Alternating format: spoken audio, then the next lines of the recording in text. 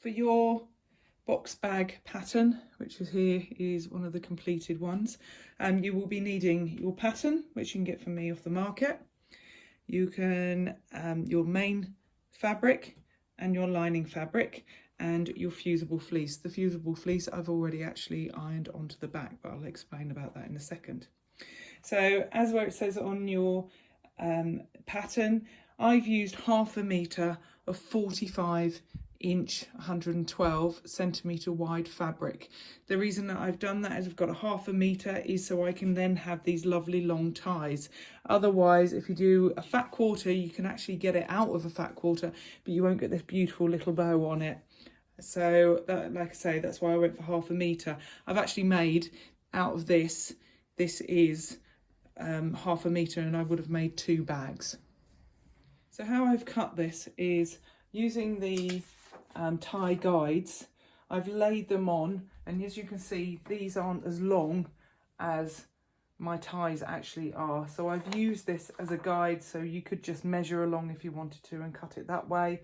Alternatively, you could cut yourself a couple of these so you can use them as your guides. Now, that is the whole length of your 45. I will then cut off these bits just at the bottom, because right at the bottom here you've got the little salvage edges which have got the holes in them, so I will be cutting those off. Next here you've got your loop bags, loops for your bag, so those you would have cut hopefully 8 of those. Your main fabric, you've cut 5 of those, but what I tend to do is cut out the main fabric first. Then I lay on each of the pieces of fabric onto the fusible fleece and iron it into place, and then cut it out again. So I lay them on like so. So I'm using the smallest amount of fusible fleece because obviously you don't want to waste any. And then I cut them out afterwards. I give them a quick iron over, and then I go back and give them a good press, so they are secure in place on there. I don't put anything over the front of over the top of the fabric. I tend to just lay them straight on and go straight on the hot iron. Again, with these are your plain ones. So I've cut 5 of these ones. So the first thing that I'm going to do is I'm going to take my loops, and each of my loops I'm going to fold in half like so, and I'm just going to pin each of my loops together like that, and then I'm going to sew along that line, allowing, and on the pattern you'll see it has an allowance of 1 centimetre. So I'm going to do that with all my 8 loops, and then I'm going to move on to this one so I can get this all ready and actually do as much sewing as possible with it. But this one you do piece by piece, so allowing, and I can do this by eye, you might want to use a tape measure, so allowing just here my centimetre on the end, I'm going to put a pin in there, and the same on the other side. If you're using a rule, obviously you can just do it from the end to there to there. I'm then going to sew along that point, going from pin to pin. And once I have done that, I'm going to open it up again and attach the next one. Again, going 1 centimetre in, so it goes, and I will sew again pin to pin. You might want to do opposites first. It might be easier if you pin that side and do your opposite one as 1 centimetre first, and then go back once you've sewn those sections to adding your piece in there. And when you actually have it complete, once it's actually shown, and I will show you in a second once I've completed it, you'll find you'll have your 3 corners sort of sitting unstitched together. So once I've done that, I'm going to do exactly the same with my lining fabric. However, and I would probably do this on my first piece, I will sew my ends together exactly as I did before on the other square, so allowing myself 1 centimetre there and also 1 centimetre at the other end like this. But I want to leave a section open because this is where I'm going to turn it from. So I'm going to, on this one, I'm going to give myself a good size opening which will be sewn up at the end anyway. So on my first one, I will sew to that bit, backwards and forwards, stop and start here again, sew it backwards and forwards to this point. So you're going from that point to that point, and then joining as you did with this one, and I'll show you at each stage. Now, first off with these ones, unfortunately I haven't brought a pair of scissors over to the table. I will cut off this end here, but what I'm going to be doing is sewing that edge along there using my centimetre seam allowance. If you want a bigger bow, then don't use the centimetre seam allowance. It makes no difference as long as you do it equal all the way round. Once I've sewn that side, I'm then going to sew over on this side,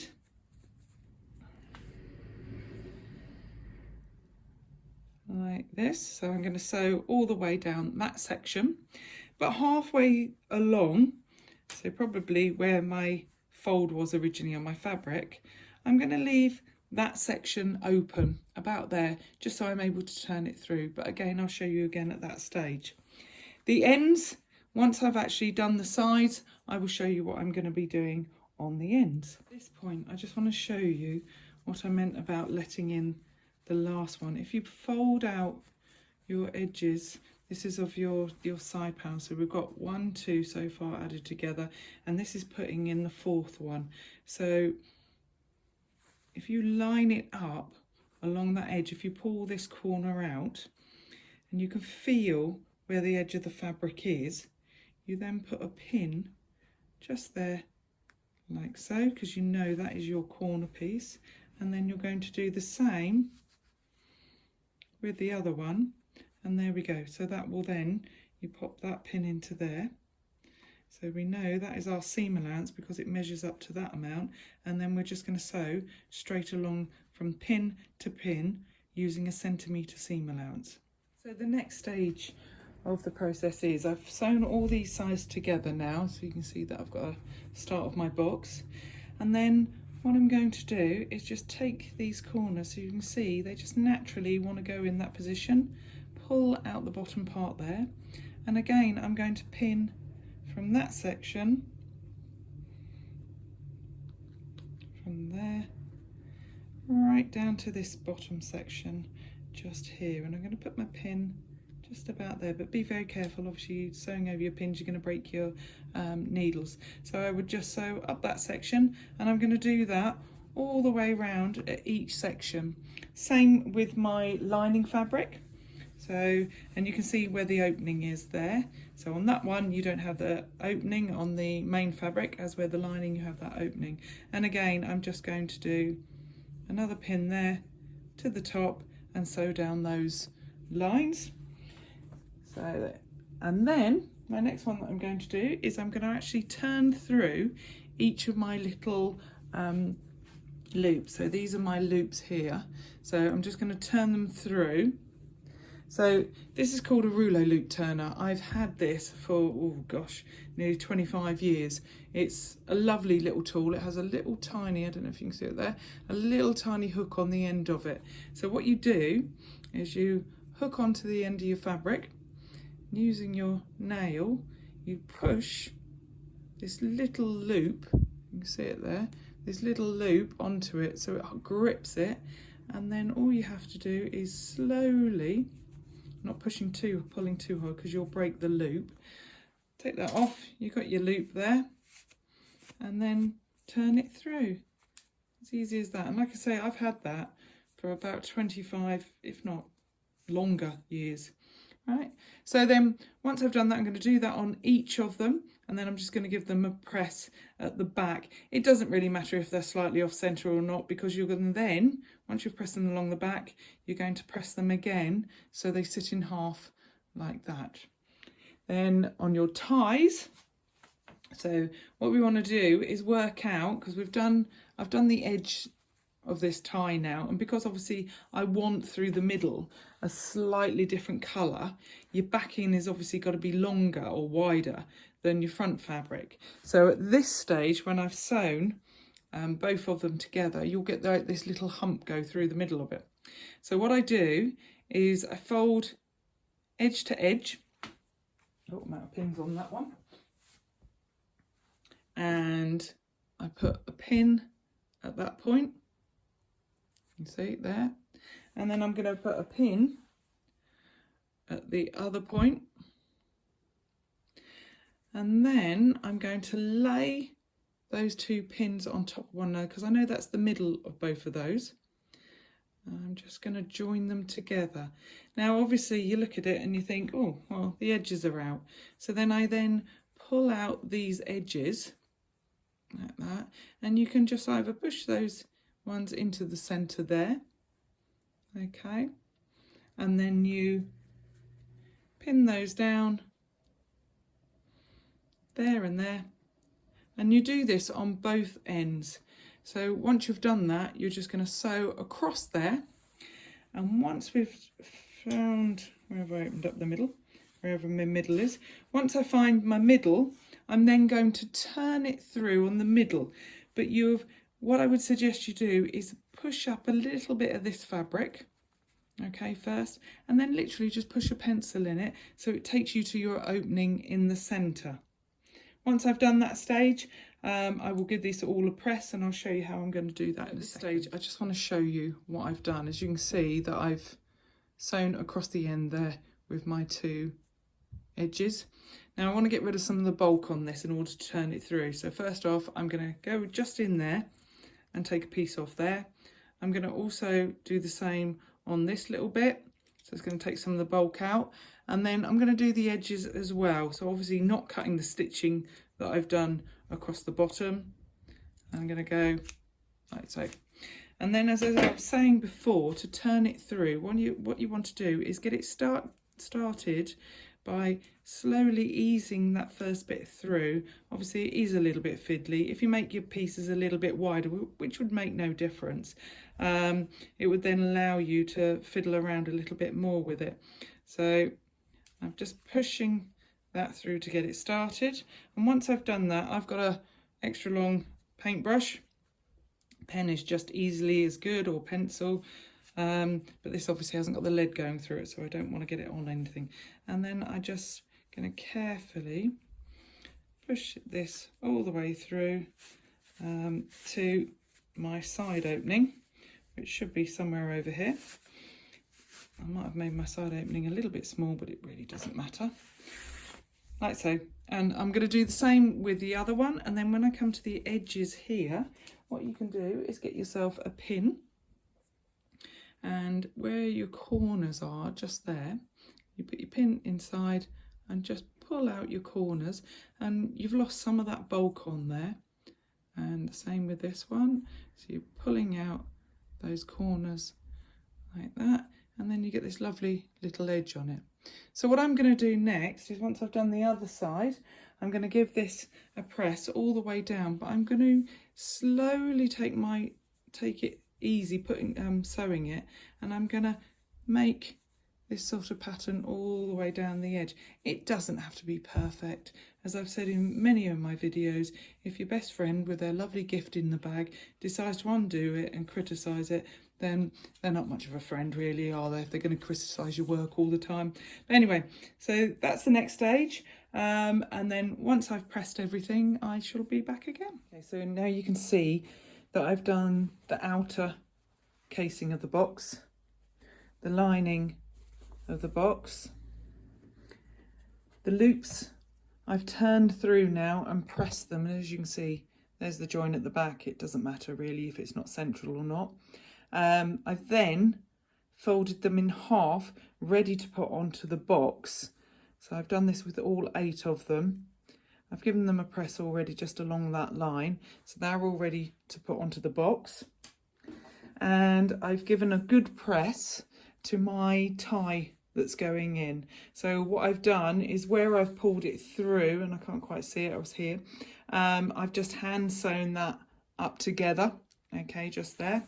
And I've sort of pulled out the outer part to the section in the centre, so you get this lovely edge along your fabric in the lining fabric. So my next stage is to actually put it all together.